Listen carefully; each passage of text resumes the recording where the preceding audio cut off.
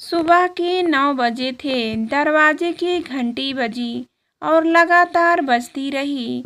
दरवाज़ा खोलने के लिए मेघा बाथरूम से दौड़ी।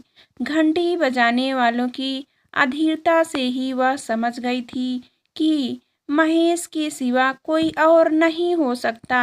अभी तो ऑफिस के लिए निकले थे, फिर वापस आए हैं, कुछ भूल गए होंगे। मेघा ने सपाट चेहरा लिए दरवाज़ा खोला।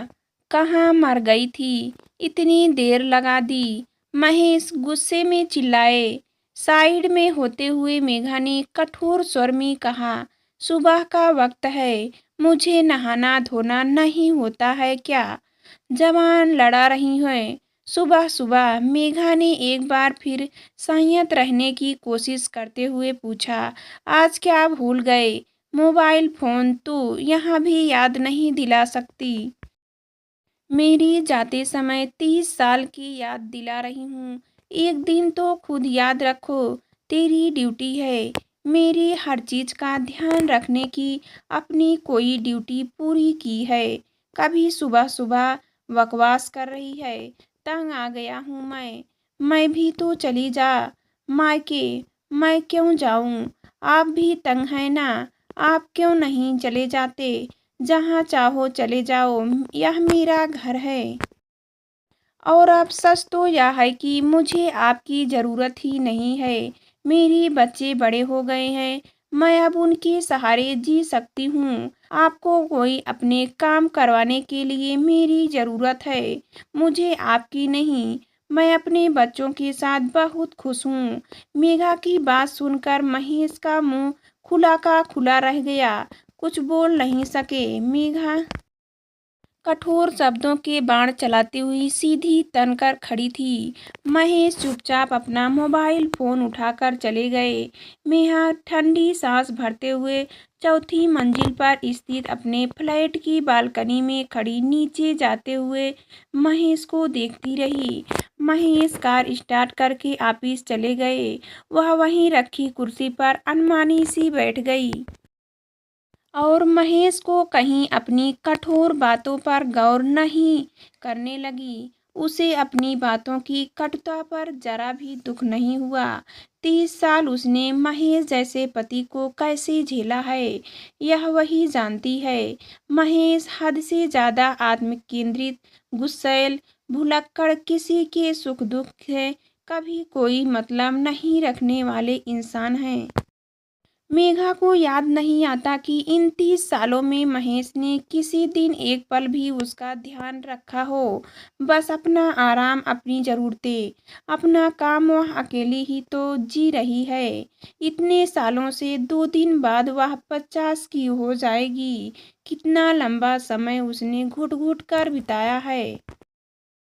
नीरज से उसकी दिनचर्या में न कभी कोई उमंग रही, न उत्सुकता, न आकर्षण, न कोई आमोद प्रमोद। सुबह उठना, गृहस्थी संभालना, बच्चों को पालना, गाहे बेगाहे पति की जरूरत पूरी कर निठाल होकर सो जाना, यही दिनचर्या रही उसकी। कई बार मन ही मन उसे अपने माता पिता पर भी गुस्सा आता, जिन्होंने उसका विवाह करते समय एक बार भी महेश के परिवार व महेश के स्वभाव के बारे में पूछताछ किए बिना अपने सिर से जैसे बोझ उतारा था। 8 भाई बहन थे। महेश सबसे सब स्वार्थी और गुस्सैल। ससुर तो बहुओं को घर की नौकरानी समझते थे। जरा सा गुस्सा आने पर वे लगी लगाई थाली उठाकर फेंक देते थे। वे उठते बैठते गालियों की बौछार करते थे और किसी पर भी हाथ उठा देते। सास भली थी, लेकिन उनकी कोई सुनता नहीं था। पिता की देखा देखी महेश ने शादी के कुछ ही महीनों बाद मेघा पर हाथ उठाने की जब कोशिश की थी तो मेघा ने कहा था, बस यह गलती मत करना। जिस दिन हाथ उठाया उसी दिन इस घर से चली जाऊंगी। मेघा के शब्दों में कुछ ऐसा था कि महेश ने फिर कभी हाथ उठाने की तो कोशिश नहीं की। पर शब्दों के ऐसे ऐसे तीर छोड़ते रहे कि मन की कोनी कोनी में उभरे घाव आज तक रिश्ते हैं। मेघा कभी नहीं भूलती कि जब आकाश और अवनी का जन्म हुआ, महेश उस दिन भी यह कह कर रोज की तरह ऑफिस चले गए थे। मेरा यहाँ क्या काम, माँ तो है ही ना, मैं ऑफिस जा रहा हूँ। प्रसव पीड़ा से अधिक दर्द हो दिया था महेश की इस रुखाई ने। उस दिन वह समझ गई थी कि यह आदमी कभी पत्नी का दुख दर्द नहीं समझेगा। आकाश अवनी से 5 साल बड़ा है। दोनों बच्चों को उसने अपने दम पर पाला पोसा है। तब तो संयुक्त परिवार था, तब भी बच्चों की परवरिश में किसी ने उसका हाथ नहीं बटाया था। मेघा कई बार सोचती यह कैसा परिवार है, सब अपने लिए जीते हैं। इतने सदस्यों के होते हुए भी एक खालीपन रहता है। वह खालीपन मेघा को कभी अच्छा नहीं लगा। वह सोचती खाली खाली बिना संवेदना के, बिना दूसरों की परवाह किए जीना भी कैसा जीना है। हम इंसान हैं, पशु तो नहीं। सास ससुर के देहांत के बाद धीरे धीरे समय के साथ सब अपने अपने परिवार के साथ अलग और व्यस्त होते गए और भावनात्मक रूप से भी एक दूसरे से दूर होते गए। महेश का भी दिल्ली से यहाँ मुंबई ट्रांसफर हो गया था। नया शहर, नए लोग। तब आकाश 10 साल का था।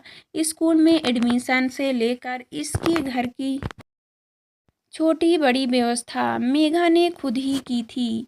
महेश तो अगले दिन ही ऑफिस चले गए थे। वह जानती थी कि महेश घर में ही रहेंगे तो उसका जीना मुश्किल ही करेंगे। वह हर बात में गालियां सुनती रहेगी, नौकरों की तरह भाग भाग कर उनकी काम करती रहेगी। महेश की बातें किसी ताने से कम नहीं रही। कभी हमें महेश व्यंग्यात्मा लहजा रहा उनका। उसने कई बार सोचा कहीं चली जाऊं या फिर अलग हो जाऊं, पर हर बार कभी संस्कारों ने तो कभी बच्चों के भविष्य की चिंता ने रोक लिया। परेशानियों और दुखों से घबरा कर कहीं भाग जाना भी तो समस्या का हल नहीं लगा। उसे परिवार और घर के बाहर के सारे कर्तव्य निभाता चला गया। हर दिन के अंत में यही लगता रहा कि चलो एक दिन और कट गया। जैसे जैसे अवनी और आकाश बड़े हो रहे थे, वे माँ का दर्द समझ रहे थे। मेघा के लिए दोनों के दिलों में प्यार और सम्मान बढ़ता ही गया। आकाश तो एक बार पिता के उलझ गया था। आप मम्मी से ऐसे बात नहीं कर सकते, पाप बेटे के स्वर और महेश चौके थे। तो मुझे सिखाएगा, सिखाना ही पड़ेगा किसी ना किसी को तो पापा। आकाश डिनर होकर बोला। मेघा ने टोका था, आकाश ऐसे बात नहीं करते, करनी पड़ेगी मम्मी। महेश गुस्सा हो गए, तेरी इतनी हिम्मत। उन्होंने आकाश को मारने के लिए हाथ उठाया तो वहीं बैठी अवनी डटकर खड़ी हो गई, चिल्लाई, स्टॉप इट पापा, यह नहीं चलेगा। आकाश ने कहा, पापा हमें मजबूर मत करना अपने साथ कोई गलत बात करने के लिए। हम मम्मी नहीं हैं कि आपका हर बुरा व्यवहार चुपचाप सहन करते जाएंगे। महेश गुस्से में इधर उधर रखा सामान फेंकते बाहर निकल गए थे। एकदम सन्नाटा छा गया था घर में। मेघा ने कहा, तुम दोनों को पापा के साथ ऐसे बात नहीं करनी चाहिए थी, जैसे भी हैं पिता हैं तुम्हारे। आकाश ने कहा था, नहीं मम्मी, बस घर के खर्चों के लिए आपके हाथ पैर पैसे रखकर उनकी जिम्मेदारी खत्म हो जाती है। क्या बचपन से ही उनको हर बात पर गुर्राते ही देखा है? याद नहीं आता कभी हमारे सिर पर उन्होंने प्यार से हाथ रखा हो? अपने दोस्तों के पिता को देखा है हमने कसक सी उठती रही है। हमेशा आप उनकी तरफदारी न करें। आपने बहुत दुख उठाया है। अब आप सम्मान से जिंदगी, किसी ने दबने की जरूरत नहीं है। आपको अपने आत्मसम्मान के साथ डट कर रहिए।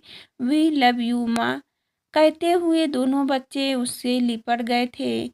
झरझर आंसू बह चले थे मेघा के गालों पर। वह सोचने लगी, मेरे बच्चे कब इतने बड़े हो गए, अपनी माँ के दुख को इतना समझ गए। उसे लगा था जैसे जलते घाव पर किसी ने ठंडी रुई का फाहा रख दिया हो। अब आकाश इंजीनियर बनकर एक बड़ी कंपनी में कार्यरत था। उसने अपनी सहकर्मी नीलिमा से विवाह करने की इच्छा प्रकट की तो मेघा ने सहर्ष हामी भर दी। महेश ने देखा मना करने का कोई फायदा नहीं है, अब उनकी कोई नहीं सुनेगा तो उन्होंने भी हाँ में सिर हिला दिया। अब तक महेश काफी हद तक यह समझ चुके थे कि गए हैं वे दिन जब घर में उनका एक छत्र राज था। दोनों बच्चे हर बात में हर काम में माँ की ही सलाह लेते हैं। महेश बस चुपचाप देखते रहते। वे अपने को उपेक्षित महसूस करते। आकाश ने कह दिया था, पापा अब तक आपको मम्मी से जैसे बात करनी थी कर चुके। कुछ ही दिनों में नीलिमा आ जाएगी तो उसके सामने ऊंची आवाज़ और गालियां देना आप भूल जाएंगे तो अच्छा रहेगा। वह बहुत ही संस्कारी परिवार की लड़की है। आपके जैसा बात करने वाला उसके पूरे खानदान में नहीं होगा। और अगर आपको शांति से रहना बहुत मुश्किल लगता हो तो मैं कोई और रास्ता निकाल सकता हूँ। आकाश ने स्वर की गंभीरता महेश को जैसे आसमान से जमीन पर पटक गई थी। उन्होंने सोचा, क्या रास्ता निकालेगा आकाश? क्या मेघा अवनी और पत्नी को लेकर कहीं चला जाएगा, अलग घर लेगा? वे क्या अकेले रह जाएंगे? ये सब सोचकर उनके रोंगटे खड़े हो गए। मेघा बच्चों का साथ पाकर जी उठी। उसने भी सोचा, मैं क्या घुट घुट कर मरूं? अब इतने लायक बच्चे हैं, जी ही लूंगी इन्हीं के सहारे। इस उम्र में भी चैन से नहीं जी पाई तो एक दिन ऐसे ही मर जाऊंगी। अब बच्चों ने उसके सोए स्वाभिमान को जगा दिया है। पति के झूठे आह की तुष्ट के लिए वह अपना सब कुछ बलिदान करती आई है। क्यों वही कर्तव्य की बेदी पर अपनी आकांक्षाओं भावनाओं की बलि देती चली आई? यह जीवन उसका अपना है, आखिर क्यों वह शादी के हवन कुंड में सौहित देती चली गई? इस पीड़ादायक यात्रा का कहीं तो अंत होना ही चाहिए। महेश के दुर्व्यवहार का जवाब तो देना ही पड़ेगा।